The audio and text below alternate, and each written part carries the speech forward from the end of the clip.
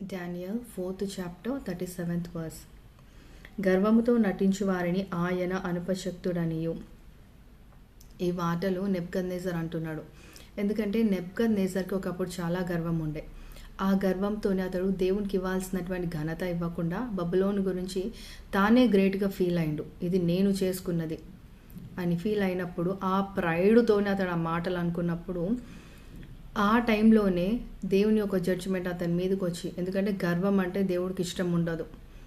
So ఆ టైంలోనే అతడు ఒక పశువుగా, ఒక యానిమల్గా అతడు మారిపోతాడు. నేజర్ తిరిగి ఎప్పుడైతే దేవుణ్ణి గణపరుస్తాడో, ఎప్పుడైతే దేవుని దగ్గర వచ్చి హంబుల్ హార్టెడ్గా విన్నపించుకుంటాడో, తిరిగి అతడు ఒక మానవుడిలాగా జీవించడానికి దేవుడు అతన్ని తిరిగి మానవుడిలాగా చేస్తాడు. తిరిగి అతన్ని రెస్టోర్ చేస్తాడు.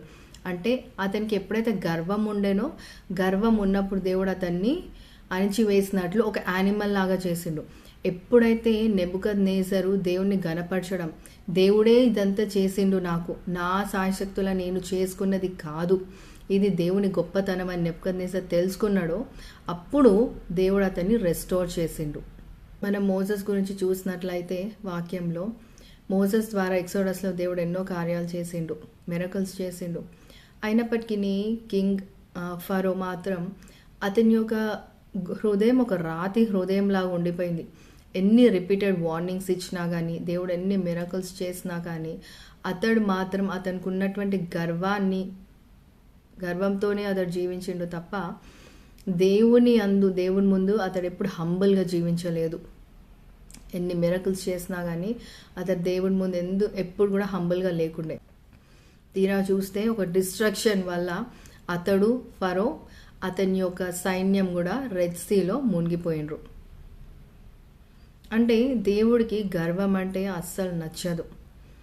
మనల్ని మనం ఎంత తగ్గించుకుంటే దేవుడు మనల్ని అంత లేవనెత్తుతాడు. కింగ్ డేవిడ్ ఒక తప్పు చేసిన తర్వాత దేవుని దగ్గర వచ్చి చాలా క్షమాపణ కోరుకున్నాడు. అతడు కోరుకున్నటువంటి క్షమాపణ బట్టి దేవుడు అతన్ని క్షమించిండు. అతడు తగ్గించుకున్నాడు. హంబుల్గా ఉండే దేవుని ఎదుట అతడు. అందుకు దేవుడు అతన్ని రెస్టోర్ చేసిండు. మనం యేసయ్య గురించి చూసినట్లయితే యేసయ్య దేవుడై ఉండి కూడా మానవుడిగా ఈ యొక్క లోకానికి వచ్చిండు. సిల్వ మీద మన కొరకు తన ప్రాణాన్ని అర్పించిండు. వారు అతన్ని, ఆ యొక్క సైనికులు దేవుణ్ణి దూషిస్తున్నా కానీ, కొడుతున్నా కానీ ఏ టైంలో కూడా దేవుడు గర్వంగా కానీ నేను దేవుడిని, నేను ఏమైనా చేయగలను అని అనలే. ఆ సమయంలో కూడా యేసయ్య ఎంతో హంబుల్గా ఉన్నాడు.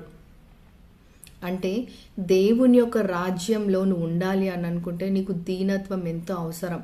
నువ్వు గర్వంగా ఉంటే దేవుని కింగ్డంలో నువ్వు ఉండలేవు. ఇలా మనం వాక్యంలో చూసినట్లయితే ఎన్నో ఎగ్జాంపుల్స్ ఉన్నాయి.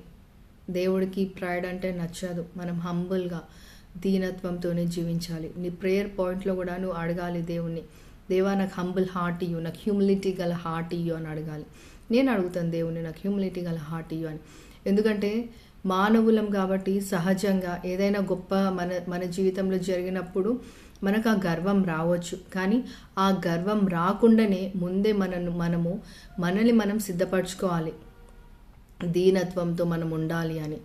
సో మీ ప్రేయర్ పాయింట్లో కూడా మీరు యాడ్ చేసుకోవచ్చు, దేవా నాకు హంబుల్ హార్ట్ ఇవ్వండి, లేకపోతే నాకు హ్యూమిలిటీ గల హార్ట్ ఇయ్యు, ఇతరులను ప్రేమించే హార్ట్ ఇయ్యు, ఇతరులను క్షమించే హృదయం ఇయ్యు నాకు అని నీ యొక్క ప్రేయర్ పాయింట్లో నువ్వు యాడ్ చేసుకోవాలి.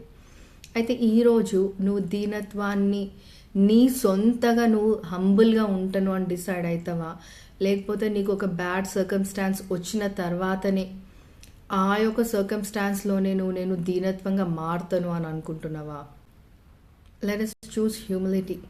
దేవుడు నీ జీవితంలో చేసినటువంటి కార్యాలకి దేవుని నువ్వు గణపరచు, దేవుని నువ్వు మహిమపరచు.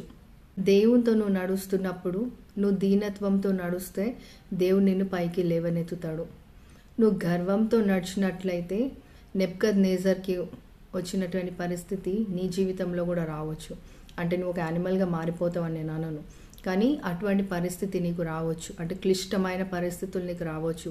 నువ్వు ఎదుర్కోవాల్సినటువంటి పరిస్థితులు లేకుండా కూడా నీ ప్రైడ్ వల్ల, నీ గర్వం వల్ల నీకు అటువంటి పరిస్థితులు రావచ్చు. నువ్వు గర్వంగా నడుస్తున్నట్లయితే నువ్వు తప్పకుండా కిందికి త్రోసివేయబడుతావు.